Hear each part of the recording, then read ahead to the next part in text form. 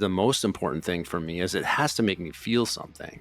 And so if I feel something, then I know there's something about the song that I love. And I really think it's analogous to effects. Like if I'm playing an effect and it makes me feel something, or maybe play in a different way that's inspiring to me, or just the experience or interacting with the device is kind of, that's kind of everything.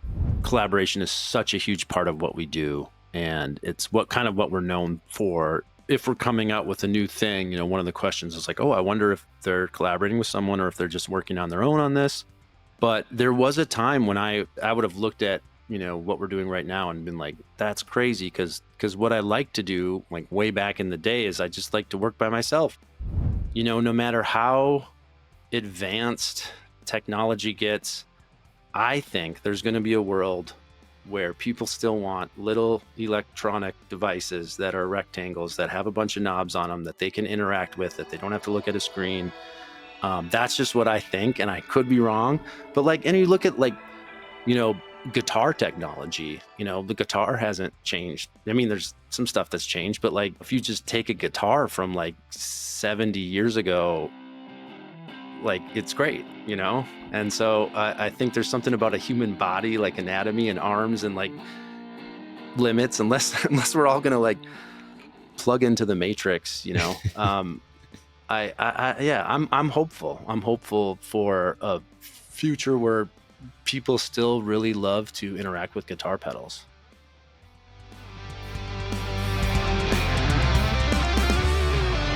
Hey everyone, and welcome back to Products of Music, a show that shares inside stories and expert insights on some of our favorite brands in music technology. In this episode, I speak with Joel Korte, the founder of Chase Bliss, one of the most innovative names right now in effects pedals. Today, Joel shares his story to becoming a founder, what the Chase Bliss way is approaching product development, as well as share some of his successes, his failures, and ultimately the lessons he's learned that he wants to share with others so they can benefit from them. And just a quick note to say thank you to everyone who has subscribed to the channel recently. It's really grown a lot in the last few months, and I really appreciate all the support from everyone. So please continue to like the videos, share with your friends, and subscribe if you're not subscribed already. I'm also very happy to announce that memberships are now available on this YouTube channel, where you can unlock custom perks such as exclusive content, custom emojis, as well as see upcoming guests and have the opportunity to ask them a question of your own. But of course, the most important thing is just to watch the video and to be part of the community. So I invite you to leave a comment down below if you hear anything of interest and you'd like to comment yourself on your own perspectives. Otherwise, please enjoy the conversation with Joel Korte of Chase Bliss. What would be really great as a bit of an introduction is a little bit of an insight into your journey as a founder. Where did the seed of the idea come from, and did it stem from your interest in guitar pedals before? What was the actual journey from that interest to becoming a founder? Yeah, thank you. I mean, one thing I wanted to say just at the top of the show is that I stutter, which can be especially confusing, for people that are just listening to the podcast as they can't see what's happening. It's just the way that I speak, and I've kind of figured out how to make it not a problem for communication for me, but it does, sound a little unusual sometimes. So I just kind of like to say that at the beginning because it makes me feel a little bit more comfortable too. And then also I don't think that, other people are going to be listening and sort of wondering what's going on. So, Sure. Yeah. With that note, I started playing guitar when I was 15. It's kind of a funny story, actually. I was really getting interested in music, and I was in the car with my mom. She was driving me home from somewhere, and she said, I said, Mom, if I could do my life over again, I would learn to play the guitar. And she's like, dude, you're 15. You're 15. Yeah. So I started playing guitar, and then that was really when I was 15, that was 1999, and it was really when home recording started to become Hmm. a thing. Right. And so I started to get really interested in that and got, like a sound card for my computer and started to record some things. And that's when I started to get introduced into effects. Um, and when I went uh, to college, I wasn't sure what I wanted to study. I had my little recording set up in my dorm room, and started to really get into the gear and like hardware, and I had this like multi effect unit and this compressor, and I wrote emails out to these companies, and I was like, what knowledge do you have to you know design this stuff? And the word I got back was electrical engineering. So I had a couple friends that were were studying electrical engineering, and I just talked to them about it and started that, and tried to focus on audio applications. And then I was kind of navigating my way through college, and in 2007 my older brother uh passed away. He was just very unexpectedly killed by a drunk driver, and that was like a few months before I was going to graduate, and I sort of already um had a job lined up that was not audio related, and I just like really sort of just reset everything, in my life, where I was, I mean, for the first year after that, I was just a total mess, and, trying to pick up the pieces. But my brother at that time was like, I was kind of taking like the safe route or whatever. And he was doing the exact opposite. He was out in California pursuing a career in acting. He was really into this guy named this philosopher named Joseph Campbell, who's known for this phrase called "follow your bliss." And Mm. my brother's name is Chase, so you can see where the name of the company came from later down the road. But I just started to, you just see how finite life is, and so I started to make some like radical changes in my life, and I started working for ZVEX Effects, kind of remembering why I was, interested in engineering in the first place. Worked there from 2008 to 2013, and I never really thought of starting my own company seriously. It was just, and I never thought I would have like a single employee. I always thought it was going to be this, sort of very small, possibly part-time operation. Um, but I had some ideas, especially relating to the digital control analog technology. I kind of thought that there was maybe an opening there with what the guitar pedal market looked like at the time, and just uh yeah, I mean, I guess it's kind of a cliche to think about it in a way, but like part of this whole like follow your bliss idea is that if you follow your bliss, doors will open for you that wouldn't open for anybody else, and that's been the case for me. Mm. And it's sort of, I don't know, sometimes I don't know, I guess I kind of consider myself agnostic, but like it does seem like my brother is pulling some strings for me somewhere, because I kind of can't believe the company that this has turned into. Has follow your bliss evolved over time? Has the meaning to you stay static, or is it different now compared to what it was? Oh, that's such a good question. Yeah, and sometimes I kind of struggle with it a little bit. I mean, because like I'm at, now that I'm sort of like running this real company, and we have 20 employees and an office in Amsterdam, and I don't spend very much time at all engineering anymore. And I've found um, engineers that are way better than I am, so it makes more sense for me to do the stuff I'm good at. But I've also, I have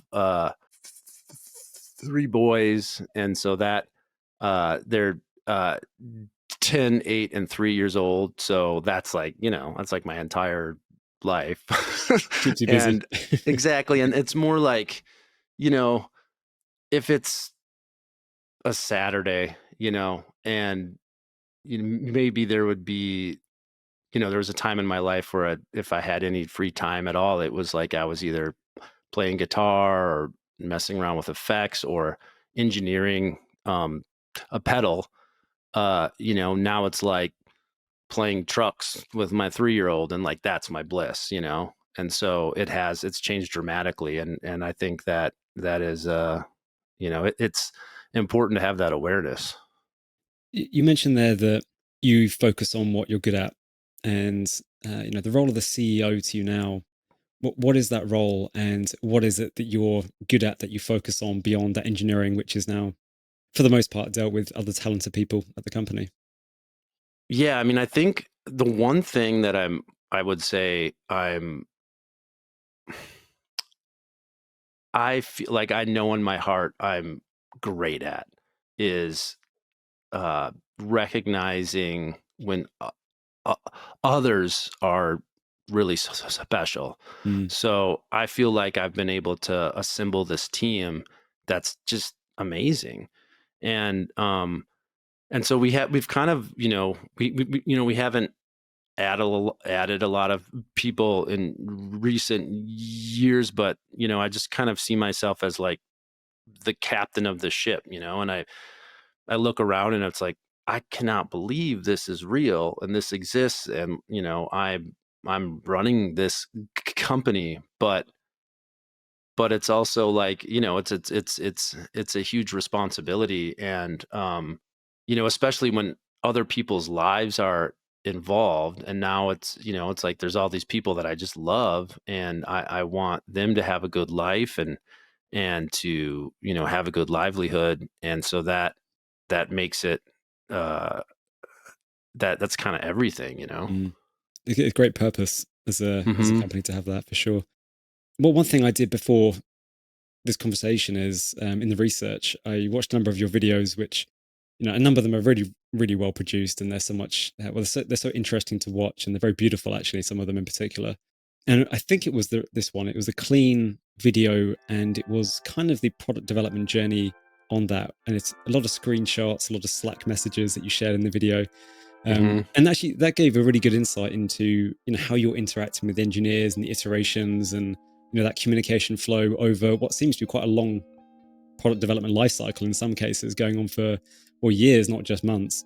So yeah, I'd love you to just talk a little bit more about that, and your interaction with engineers, and just on top of that, as well as a part two, I guess. One thing I noticed, and you can correct me if I'm wrong, but I noticed in one of the screenshots it had engineering level 10. Now, if I'm not mistaken, is that part of the EOS system for a company, or is that how you're running your company in the EOS system, or It's funny because let's see, I went to this like small business workshop that my accountant recommended to me. Maybe that was maybe like a year ago now, but they started talking about EOS and stuff, and I'm Mm, like, oh, what's that? I've never heard about that.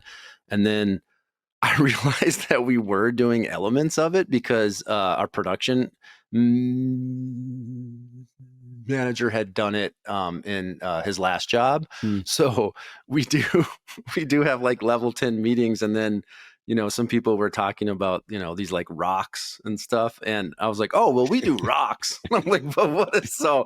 Yeah, there we were using some elements of it, but right. I'm actually not super familiar with like the whole thing.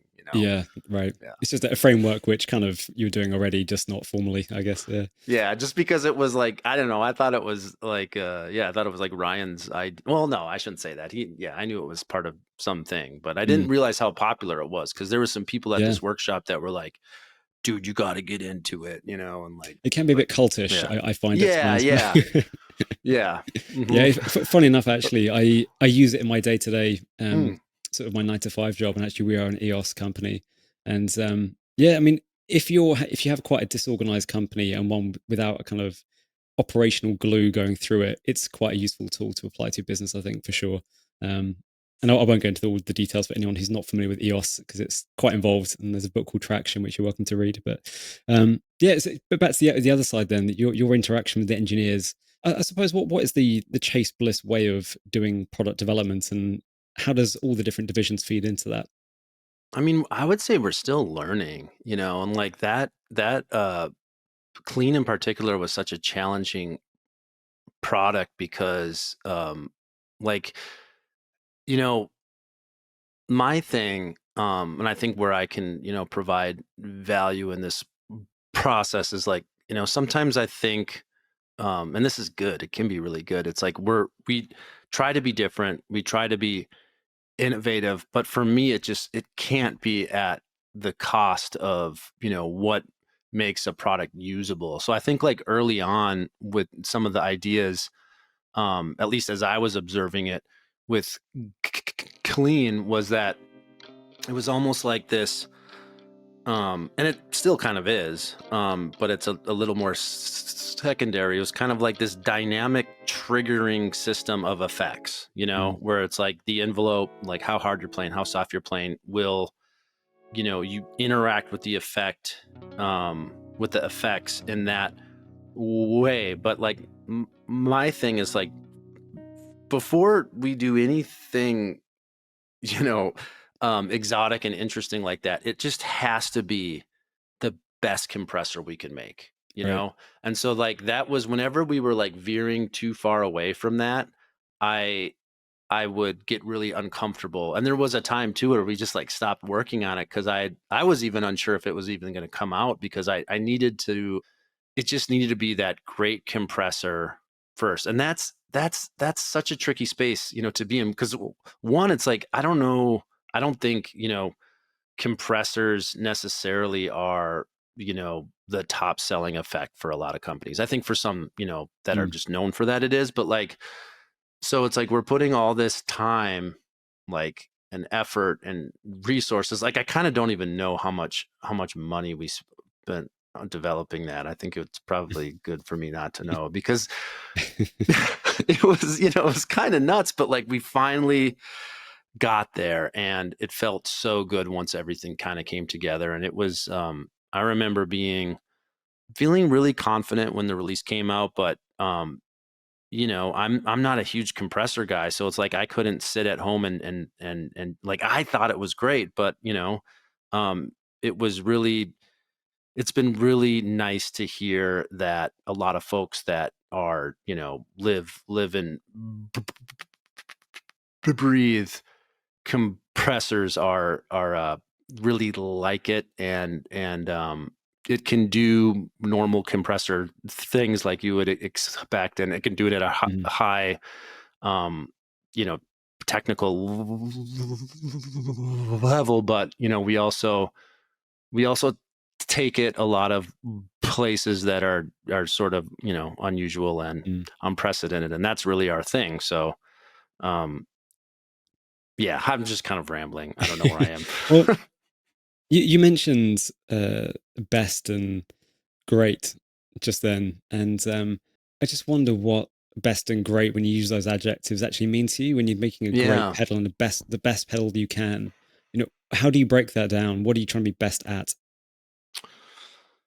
Yeah, I'm actually kind of surprised I said that, but I think, I think for me, it's it's a lot like, I don't know, I think it's analogous to like the experience of hearing a song, when an artist releases a song, it's not necessarily like this is the best song, like that would be ridiculous to say. And I think the same thing kind of holds true for effects. You don't really make the best effect. I mean, some people think it might be the best one, but it's so subjective. Obviously Right, there's like, right. technical specs you want to hit and stuff like that.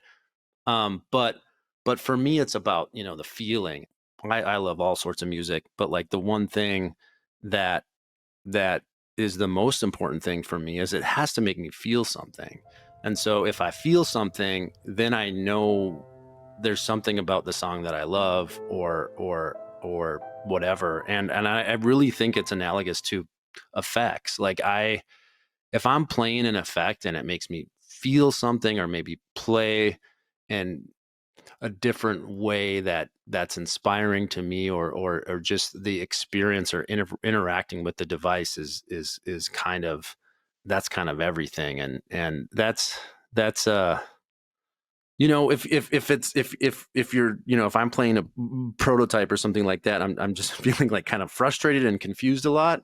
I know we have some problems, some big problems, and it should feel, it's okay to, for it to be somewhat complicated, and things you got to learn about the device, but it should all feel good and fun and inspiring, and it should feel, you should feel something. So, with that in mind, what is your biggest success story so far? Is there a particular pedal or a type that really has stood out for you? Probably in revenue terms, but other, I guess, metrics or perspectives. Yeah, that's a really good question too. I think for me it has to be the mood, for just all of those reasons. I mean, one, there's no way around it. It's um the the best selling thing that we make. It's just, it's, again, going back to the music analogy, it's like our hit, and it keeps, um it seems to always, be selling in this like sort of sustainable way that still just surprises me. And so I just have a lot of warm feelings around it because of that, but also the original mood when we worked on it. um I kind of gave Scott Harper, um aka Knobs. He's known by, he used to have, well, he still does, but he doesn't really work on it, a YouTube channel where he made demos. We were working together on Blooper at the time, because that was his sort of signature looper thing, and we were becoming better and better friends. And I was, uh, just so impressed with him for so many different reasons.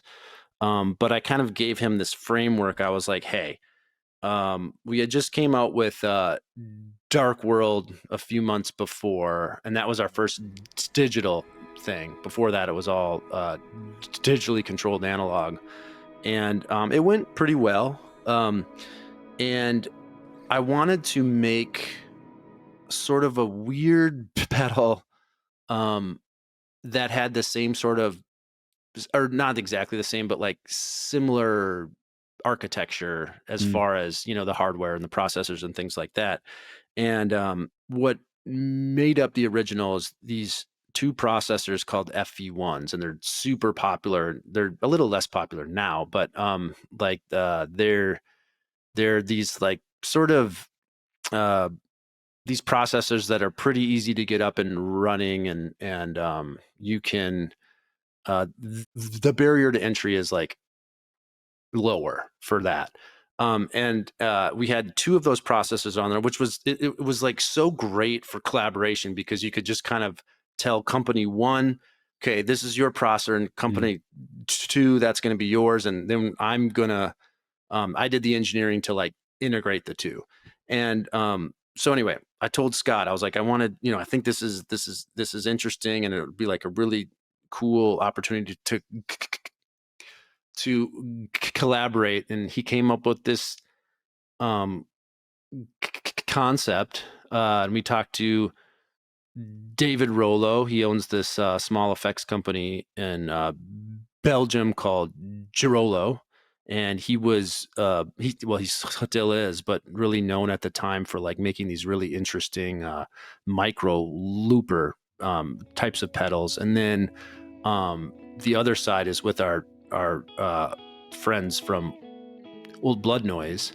And I mean, the way I can just describe the process is just like everything just clicked. So like, we talked to David, and we kind of wanted to do this, and then like maybe some happy accidents would happen. And then we talked to Old Blood, and it was just, and I think, anybody that's a musician can relate. You kind of bring in, some people to work on a song, and it just kind of fell out of the sky. And it just, there's been some stuff that we've worked on for years and years and years, but not that one. And so the process was so fun. And it, it exceeded all of our expectations, and the response, from people has been amazing, and it's just kind of continued. It just changed the entire trajectory of the company. It was like Mm. after that we were just a different company, because we Mm. could be, because people, everybody, or not, people wanted to buy this thing.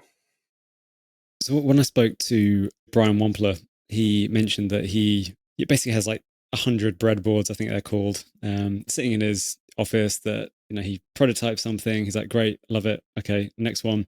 And then he's really waiting for either a gap in the market or just the Mm. right moment to release stuff. So, you're not releasing 10 new products every year. So how are you deciding what to release next and what to focus on? Is it the market tells you when the right time is? Is it this just feels right? Is it anything else?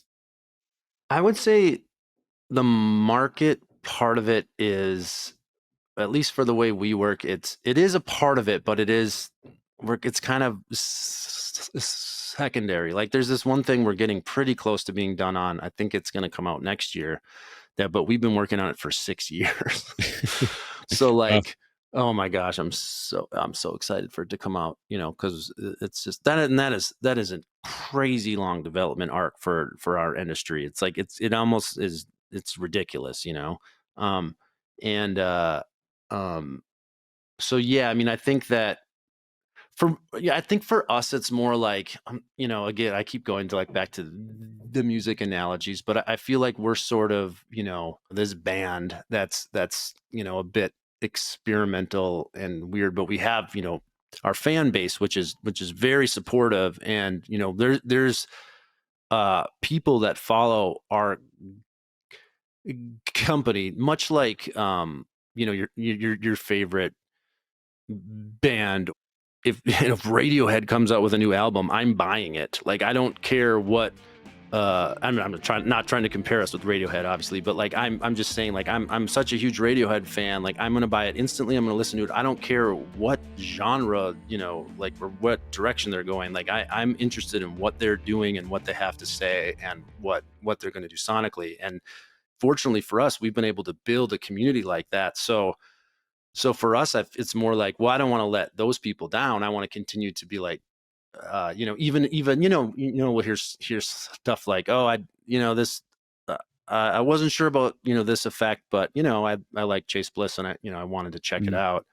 And so, yeah, I think for us it is, it's just more about what we want to do, and obviously we're, thinking about our customers, and also, but, like, I'm trying to think. I don't think we've ever really had a time. Maybe with clean, we were like, let's try to make a compressor, but I don't think we've ever, like, sat back and been like, there's a gap in the market, I'm trying to think, but yeah, I don't think so.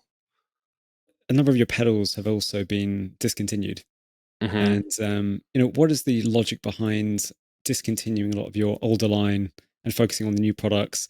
What is that sort of process, and when is the decision to say, right, stop production and focus on other stuff? Is it a scalability issue or anything beyond that? It's that's a good question. You have a lot of good questions. I think that, the number one thing is just, it's just like a business decision where, when we release a new product, just, and I know, like, a lot of companies are like this to some extent, and I think we are, especially like this. We'll sell a lot of something right when, it comes out, and then it kind of goes one or two ways after that. It either, you know keeps selling okay, or it kind of doesn't. Mm, mm, And, like, if something is it's not really, i- um resonating long term for whatever reason, it's just hard to keep it in production because we're always sort of working on the next thing, you Mm. know. So I think the reason that's been the case for us, it's just a business thing, and I think also like yeah, it's nice not to have to worry about trying to keep something in stock that feels like it kind of ran its course, you know. What about your collaborations? Because obviously you've done a lot of pedals with other pedal manufacturers, Analog Man, to name one of the slightly more recent ones. And you know, how do those come about? I'd say every collaboration is like really unique and kind of has a different origin story, but Mm. it's interesting because like now it's like our collaboration is such a huge part of what we do, and it's what we're known for. If we're coming out with a new thing, one of the questions is like, oh, I wonder if they're collaborating with someone or if they're just working on their own on this. But there was a time when I would have looked at, what we're doing right now and been like, that's crazy because what I like to do, like way back in the day, is I just like to work by myself and Hmm. sit at my bench and, actually what you were describing, Brian, Wampler, sitting at his bench and, tinkering and then, well, here's this, we'll set that up on the shelf. It's like that was much more what I was doing. Um, and I loved it.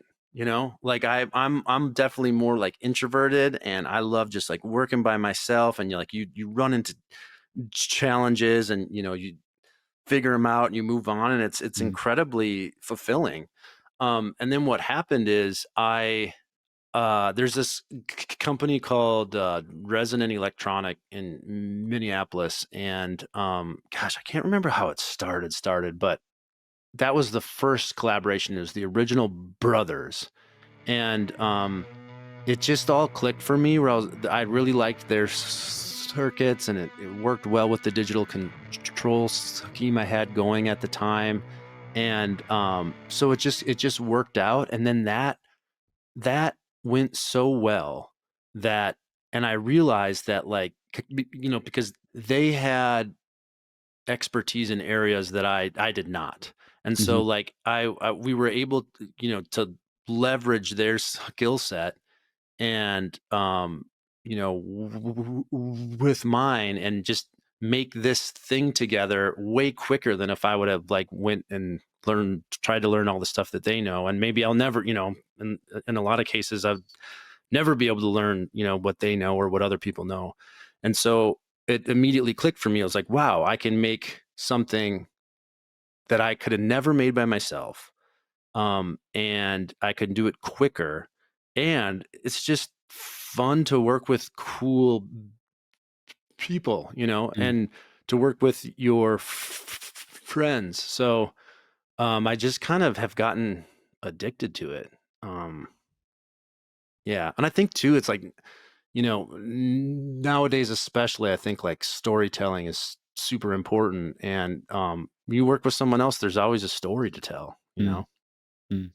From your perspective, what makes a pedal, stand the test of time? Well, I mean, I think in terms of like overdrives and distortions and things like that, I think that um, these sounds end up on records that make people feel feelings, like Mm. I was talking about earlier. So then you have like a certain type of a sound that you have this like evocative special relationship with, and then that picks up traction and it gets on a bunch of more records, and then people that are influential and start talking about it, how much they love this pedal or that pedal, and before you know it, it's sort of like in the zeitgeist, I guess. That would be my guess. I think as far as it's happened, with our stuff, I mean, yeah, I think it's like kind of similar, but maybe a bit more. I don't know, this is kind of sound kind of dumb, but I like to think of, like our pedals as like a little bit of a friend, like you might be in your studio or playing at home or like trying to write a song, and it's like a little bit a little bit of a collaborator. Although I feel kind of weird saying that now with like, AI and like coming. It's like because that's not, our pedals don't have AI in them, but Yet. there probably will be, or no, I'm sure there already is, where it's like you just have like a synthetic musical friend collaborator, and Mm. that kind of weirds me out. So maybe I should stop saying that stuff. I do imagine a time in the future where, you'll probably with digital modeling more than anything else, that you'll have your Gen AI interface and you'll say, I want to sound like Slash, set me up a preset with a Jubilee, whatever else, and or Yeah. Magnus. And yeah, we'll see, I guess. Yeah, with so many boutique makers out there, what advice would you give people who are potentially, thinking about, I'd like to start a pedal company. I'm got some basic engineering experience and I want to scale up. I want to get something to market, see what happens. Is this a climate where that is possible? Have things changed? What are your thoughts there? I mean, I think anything's possible. But I think it is, there was a time in, late 90s, early 2000s, even late 2000s where you could just, make some clones and maybe do some light modifications, be a good, find a good graphic designer or be a good graphic designer Mm, your own and make a cool looking thing that sounds good. And you're in business. And I think that's really hard to do now. I don't know if it's impossible, but I think there has to just be more, that you're offering. And I think that, I remember getting advice um, from people really early on. And they're like, never pay for marketing or something, like never spend any money on marketing. That's a waste of money. And I think that maybe was the case, but like I just think storytelling is so important because and it's not just with guitar effects. It's like I think, it sucks, but like it matters a lot for albums. And I think especially, in the age of AI, like if there's something about somebody's record that from like a narrative storytelling perspective that is going to like make me extra interested or make the songs more evocative for me, I think that matters a lot. And I think that's the same thing for guitar effects. It's like, well, why did we make this, and what um and and if that's interesting, then we should really tell that story so that other people, it's going to affect their relationship with the device. I mean, I do a lot of content on my other YouTube channel around digital modelers in particular. And Brian Wampler said a lot around the threat of digital modeling and the fact that actually pedal manufacturers are going to have to adapt to this world where predominantly there's a lot of digital first people in the market now and the market has shrunk down. What is your sentiment there? Are you worried about the kind of rise of, I mean, I say rise of digital modeling, it's been around for decades, I know that, but it's just up Hmm. to a standard now where it's almost indistinguishable from analog for the most part. You could argue certainly on the feel of things, and a lot of proponents say it does feel different, but you know, what does the future look like for you? Is it and combination of analog and digital? You were founded off the warped vinyl, which was that analog vibrato with a digital brain. So Hmm. you've always kind of brought those together. Is that very much your mindset moving forward as well? Oh, I have so many thoughts on this. Like my Mm. brain just wants to like say all these words, so I'm going to try to separate it. But like I I think analog is important, can be important, and you could argue whether it's indistinguishable today or not. I think that there is like, people talk about the feel, also just like there's some technical stuff with digital sometimes, like that, you might not have as much headroom or Mhm. the way that you slam into the front of an analog thing is gonna maybe react in a way that is unexpected, but like that you like a lot. So there are some like intangibles with analog stuff that still I think make it really attractive. My thing is like I don't want to make something analog just because, like I want it to have like some reason that feels legitimate, I guess, to me. But I think one thing that's lost though, when people talk about like, like say example, you hear a song or whatever, and you're like, I want that exact tone from that song. And, let's say that technology exists where you can just have it.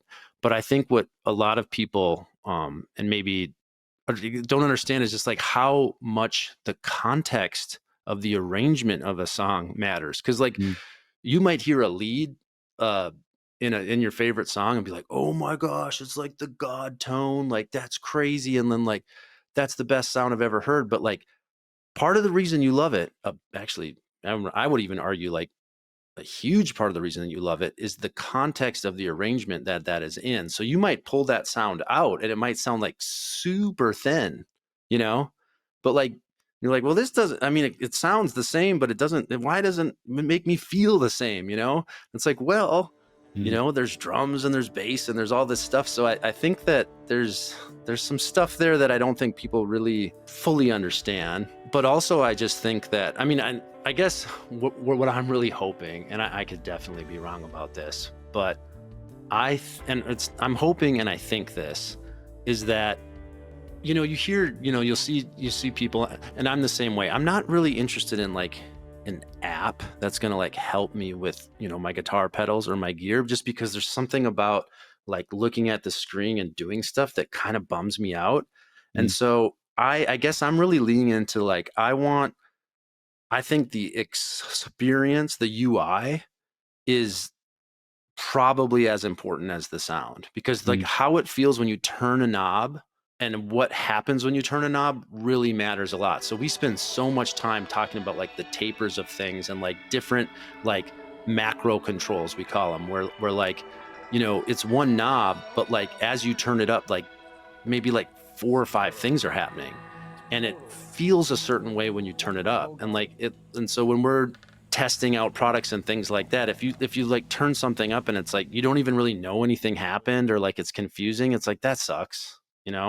And I think that, no matter how advanced technology gets, I think there's going to be a world where people still want little electronic devices that are rectangles that have a bunch of knobs on them that they can interact with, that they don't have to look at a mm. screen. That's just what I think, and I could be wrong. But like, and you look at like, you know, guitar technology, the guitar hasn't changed. I mean, there's some stuff that's changed, but like, there's still, if you just take a guitar from like 70 years ago, like it's great. Mm. And so I think there's something about a human body, like anatomy and arms and like limits, unless unless we're all gonna like plug into the matrix. Yeah, I'm hopeful. I'm Mm. hopeful for a future where people still really love to interact with guitar pedals. So part of that world that you painted a picture for there, your approach to, I suppose, innovation. We talk about innovative products from your perspective. How does that fit in that world that you foresee it being? If there's still that demand for that tactile sensation, the analog interactions between multiple things at the same time. Yeah, what are you thinking about the future? I guess it just goes back to, I think there will always be, or at least as for the world I can foresee, there's going to be a market for interesting hardware things. I think Mm, about like even the popularity of, teenage engineering OP1, and there's something about, you get that thing in your hands. It's just different. It's mm, different than like being at a computer, with a mouse and doing things, and it's all there. And anytime you're making hardware, you can't just spin that up in a day. It takes a long time, and high effort is rewarded, mm, and again, the UI and the ergonomics and how you interact with it, I just think is like such a huge part of the creative experience. And I think it also speaks to why the guitar still endures. It's just such a great instrument for expression and performing. And there's so many things you can do to make it sound a little different, or, a mm. vibrato, or like bending the neck, and also you're standing up, and we haven't really been able to improve upon that. So it's here. Would you consider doing, a Brothers AM plugin, for example, in the future? I I think it's a little scary to me, because I think that I would say never say never, and it's certainly conversations that have come up, but I think we're a hardware company. That's what I think. Mm, And so I'm quite hesitant, and that world is fantastic, and there's tons of stuff that is amazing, but also that is a world where I assume sooner rather than later you will just be able to like make your own plugin in 30 seconds and it'll probably sound mm, great. And in yeah. fact, someone else will probably just like make this sound exactly like the Brothers AM. So I guess I'm sort of doubling down on UI and hardware and relationship between device and person, you know. I'm sure many will be happy to hear that listening as well, I'm sure. But Might be my only choice. what I'd like to do actually before we wrap up and do some quick fire questions is I asked the people on Reddit, on Guitar Pedals subreddit, to propose a few questions and the most upvoted questions I was going to ask you. So, would you consider a Chase Bliss themed tabletop MIDI controller? Talking about hardware, the market's mostly cheap plastic garbage or keys and DJ oriented. He'd flip out for something, or she, for something with your engineering standards and thoughtfulness. And don't expect him alone. So knobs, buttons, flying faders, scribble strips, pedal presets from Chase Bliss, all that sort of good stuff. Hmm. Yeah, I mean, we've definitely thought about it and talked about it. I think that it could happen. It's just that like where we end up usually coalescing around is like there is like a lot of great customizable stuff out there. So then it's like whenever we're like daydreaming about this stuff, we either like wind up with a product that's so expensive that hardly anybody would buy it, or it's just like a piece of hardware that kind of already exists that you could just, get. There's a lot of good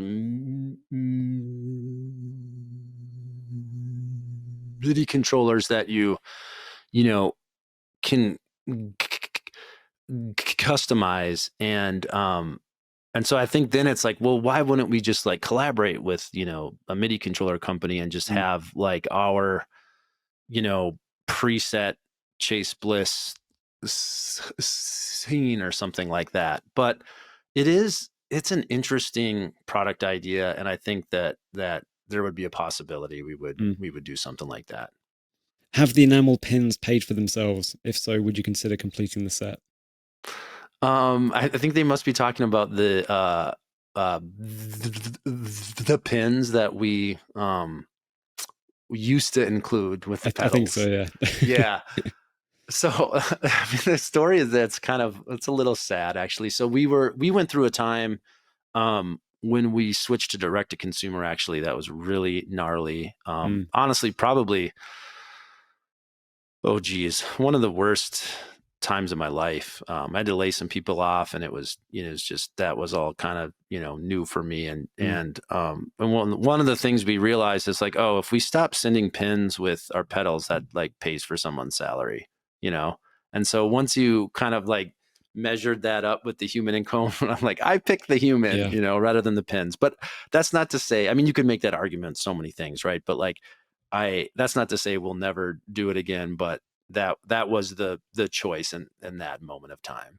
On a design related question, Habit is a brilliant compositional tool. Was it modern take on canon parts of the vision of the project, a happy accident discovered during the process, or other? That's interesting. Its origins are actually a little similar to Mood in that regard, in the Mm, sense that the Blooper project, I think everyone at Chase Bliss that was around at the time would agree that was the single most challenging project for us, and it was an area that we had no expertise in at all, and it took so long to develop that hardware and develop that product and so much effort mm, that I talked to Scott and I was like, hey, what if we use that hardware but instead of a looper just focused on a delay? Like what would you come up with? And he came back with the idea for Habit. And so it was more, and that's that. So it's very similar to Mood. It's like, here's the hardware, here's like the sandbox, and the guardrails that you can play in, and you have access, because of the long looping times and things like that. With Blooper, you have access to a lot of resources here to make something interesting. And yeah, so it was his concept, and then our engineer uh Charlie dug into the blooper code that we worked with a contract engineer with. His name's Mark Seal, and that was quite the journey for Charlie. And yeah, it's our, I think it's I think our weirdest device we've made, maybe, which is kind of saying something. What are the chances of a new form factor to make the alt functions more user friendly and allowing for expanded control? Um, I mean, we're always thinking about new form factors. This is one where it's like, I'll just say we're always thinking about it. Mm. I don't know how much more specific I can get it. I'll reveal too much or something. I Maybe don't know. a sneak peek for the 6-year Yeah. development product, maybe. No comment. Um, so yeah, this might be a bit controversial. It says zombie feedback, but can you talk about the state of the industry as far as import, export costs, and supply shortages? This was a really big story in the pedal community back during spring, early summer, with some very dire predictions for late 2025. So, especially in the boutique scene, how are things looking now? Yeah. I mean, I guess I'm maybe am unusual in that I'm very happy to talk about this stuff. And I think more people should talk about this stuff, but I see it all the time where, like, you know, something will have some like no politics rule or something, and anytime anybody wants to talk about this stuff, it gets like shut down, which I think kind of sucks. Um but yeah, I'm really worried about it. Like, I think we're going to be fine, but it's because we've sort of like reached this level of maturity where, yes, we are paying tons in tariffs, and like we will, I think, ultimately have to raise our prices, and and and that will, I hopefully, be okay when that happens. Although there is, uh, there's a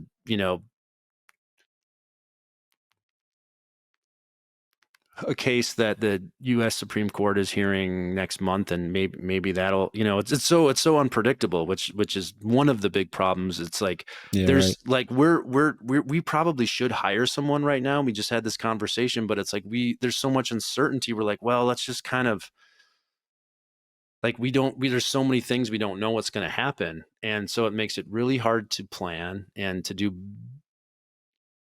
business. It's incredibly costly, and it's incredibly costly to manufacture in the US, which is so counterintuitive, because you have these American contract manufacturers, or some people like Robert Keeley, for example. He has all of Mhm. that. Like, he manufactures all his own stuff. He doesn't work with other companies, which is amazing.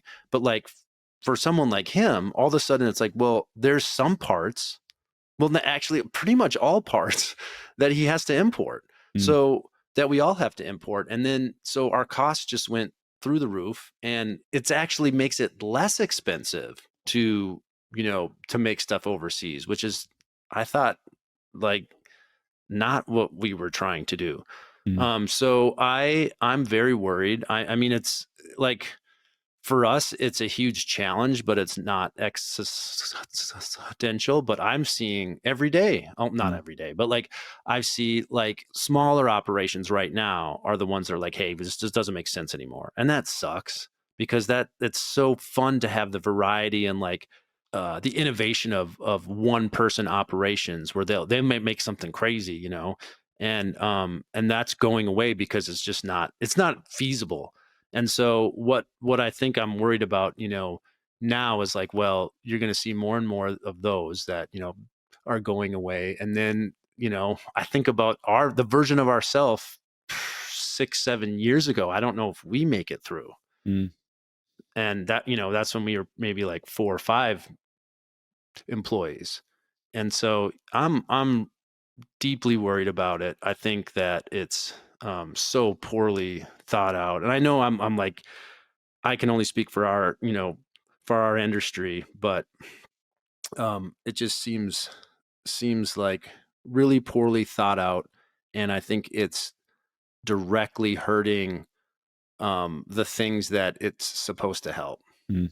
My understanding is you were planning to do a mystery box like you did in 2024, and predominantly that's the reason, is it, that this year you didn't do it because of the uncertainty? And is that kind of paused indefinitely, would you say, at this stage? Or I really want to try to make it happen next year, because I just like, I hear all the time from people. I love to ask, ask people like, well, how'd you hear about Chase Bliss? And so many of this last year was like, oh, the mystery box. So it was like this great like marketing thing mm, for us, and exposed a lot of people to, our company that otherwise wouldn't know about it, which was great.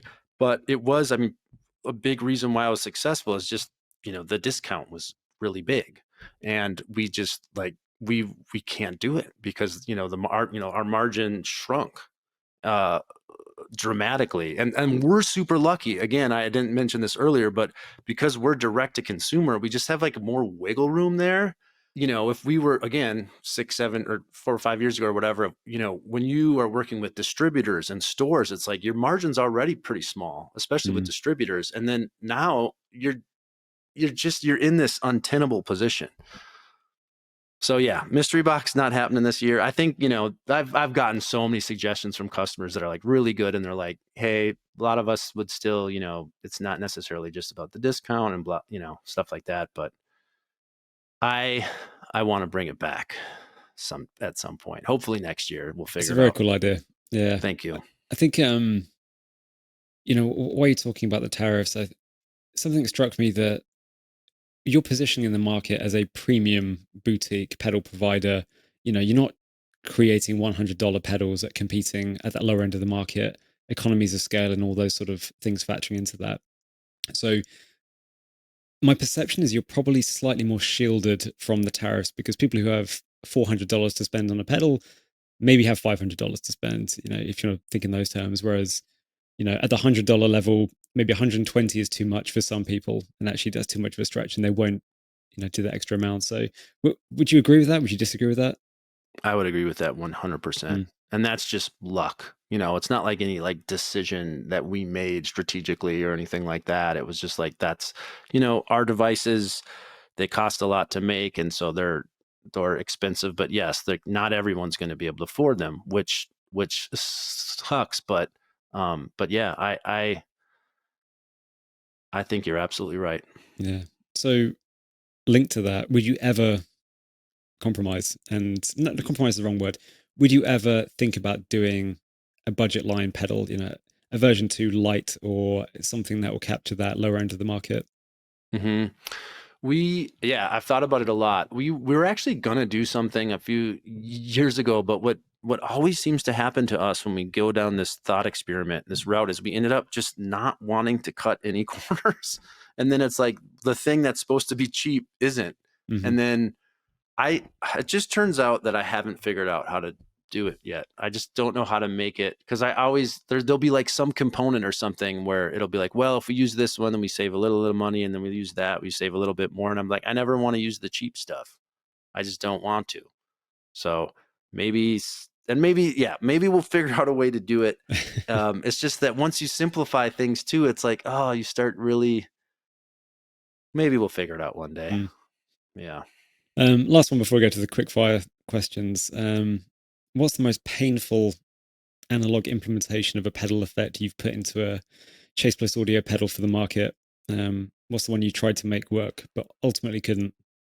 It was definitely Therme. That was like the last Chase Bliss product that I designed fully myself, Mm. and it is such a just house of cards, truly. I don't really like will I'll show my work to our other engineering staff, and they just kind of, they're nice about it, but they're like, wow, dude, like, okay, interesting choices you made there. But I was just I also actually originally I wanted to make that an analog, like straight up sort of like real time harmonizer thing, which like theoretically you should sort of be able to do, and then it kind of turned into what it is. But yeah, that was truly a mess. We actually just Mm. sold our last one like a week ago. So yeah, it's officially discontinued now. Uh, But I saw that V-Tronics just came out with a really cool delay that has like some similar sound. So I was mm, like very very happy. I mean, and I love their company. I love Philippe. So that I feel like that will scratch that itch for people. yeah. Well, yeah, a good segue into the quickfire round actually, because a couple of questions on other pedal manufacturers Oh, as right well. on. But what is your personal favorite Chase Bliss pedal right now? Ooh, good question. I mean, it's kind of it always ends up like this, but it's kind of usually the latest thing. So the last pedal we released is called Lost and Found, and it's it's just it, it's uh, it's I guess it kind of like plays into my laziness a bit too, because I just have to grab that and I can get to so many different interesting places with it. I'm still discovering so much about the pedal, which is super fun, because anytime I feel like I maybe kind of have it figured out a little bit, combining a new sound or the effects in some way where I'm just like, this is fun. So yeah, it's a lost and found, but it Mm, typically does seem to be like whatever our latest thing is. yeah. Which Chase Bliss pedal do you think is the most underrated? Ooh, honestly, I would say blooper. When I just because I still think that would probably be the one if I a desert island situation, and Mm, I it's maybe kind of obvious because it's there's so much you can do with a looper pedal, any looper pedal. Um, but when I look at like the sales numbers relative to all of our releases, that one still uh, it surprises me a bit that it hasn't mm. sold more. So yeah, I would say blooper. What reasons do you think it was that it didn't quite capture people's hearts as much as it did yours? I think that it's not as immediate. I mean, you could make this argument for a lot of our pedals, but we're really more and more as we continue along. Like we try to think like, what if this pedal just got sat down and or plopped down in front of someone they didn't know that much about it? Could they? Is it intuitive enough where they could start to like figure it out and have fun with it, even maybe without the manual, which I know maybe sound a little silly for for our devices, but I think that one it is one where it's just a little bit tougher to wrap your head around, and um yeah, I would say that. Yeah. What is your top three all-time favorite non-Chase Bliss pedals? I mean, for sure, Zvex Fuzz Factory, and yeah, I was just working at Zvex and kind of getting into this world. I mean, the other one has to be um,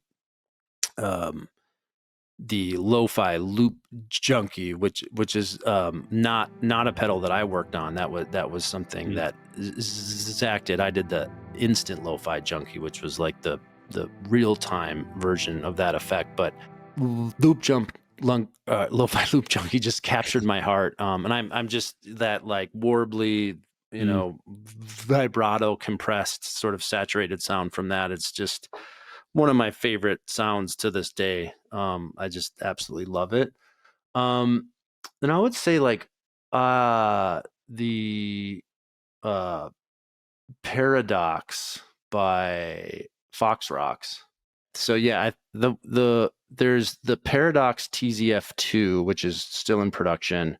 The one I had was just the original Paradox, and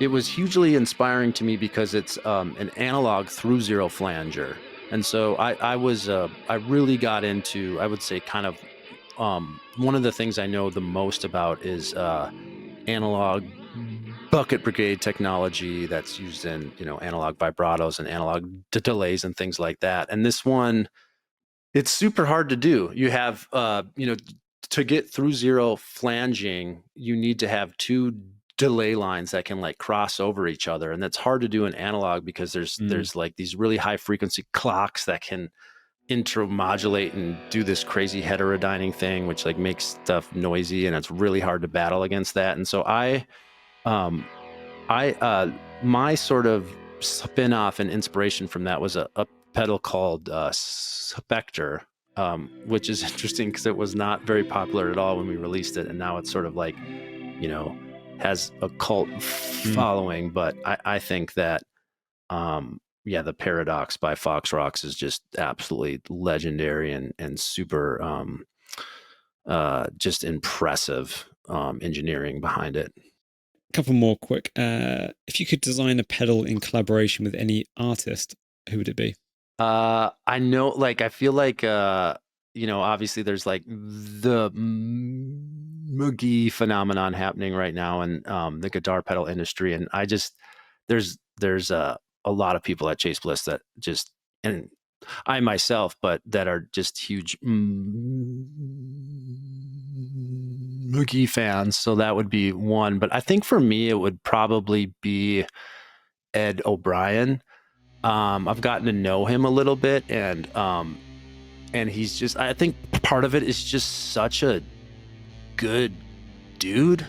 Like, he's so, you know, sometimes, you know, you're working with artists and musicians, and you know, there's just a lot of ego to navigate. And for some reason, like, Ed O'Brien is just like, you just don't sense that when you're talking to him. He's just like this just genuine, kind person that like asks you questions, and I just think it would be so fun to, again, you know, like, going back to the collaboration stuff, it's a lot of it is just like working with your friend, you know, and I think it would be really fun to just like work with him. So I think, and obviously he's, you know, he's amazing. So yeah, that would be mine, I think. Yeah, just as a very final thing then, what message would you like to leave with people? I think that, I don't know, just be like encouraging people to work on stuff that, work on something that they care about, and work hard on it, and just see what happens. You know, I hear a lot of like people kind of having like cool ideas, or, you know, they want to do something, whether it's, you know, with guitar pedals or songwriting or whatever, and they talk themselves out of it and they think it's stupid. And it really bums me out if like people get they're excited about something, and then like someone makes them feel dumb about it, you know, whether it's like some faceless person on the internet, or just, you know, somebody else in their life. And I would just really encourage people to like put effort into things that they care about, and not worry so much about what people are going to think about it. And I think good things happen from that. Great. Joel, thank you so much. Thank you, man. This was really fun.